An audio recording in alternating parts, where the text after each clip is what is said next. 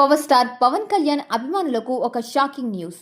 ప్రస్తుతం బాక్సాఫీస్ వద్ద ఉత్సాద్ భగత్ సింగ్ చిత్రంతో ప్రభంజనం సృష్టిస్తున్న పవన్ కళ్యాణ్ సినిమాల విషయంలో ఒక కీలక నిర్ణయం తీసుకున్నట్లు తెలుస్తోంది. గత కొద్ది రోజులుగా ఆయన తదుపరి ప్రాజెక్టుల గురించి సోషల్ మీడియాలో రకరకాల వార్తలు వినిపిస్తున్నాయి.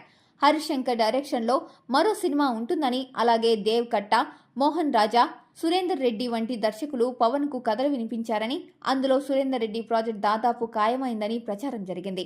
ఏ సినిమా ముందు మొదలవుతుందా అని అభిమానులు ఎంతో ఆతృతగా ఎదురుచూస్తున్న సమయంలో పవన్ కళ్యాణ్ క్రియేటివ్ వర్క్ సంస్థ నుండి ఒక అనూహ్యమైన ప్రకటన వెలువడింది. వస్తున్న వార్తల్లో ఏమాత్రం నిజం లేదని, ఇప్పటికిప్పుడు కొత్త ప్రాజెక్టులేమీ కమిట్ అవ్వలేదని ఆ సంస్థ స్పష్టం చేసింది. అంతేకాదు, భవిష్యత్తులో కొత్త సినిమాలకు సంబంధించిన ఏదైనా సమాచారం ఉంటే స్వయంగా తమ సంస్థ వెల్లడిస్తుందని క్లారిటీ ఇచ్చింది. ఈ ప్రకటనతో పవన్ కళ్యాణ్ ప్రస్తుతానికి సినిమాలకు కొంతకాలం బ్రేక్ ఇవ్వబోతున్నట్లు స్పష్టమవుతోంది.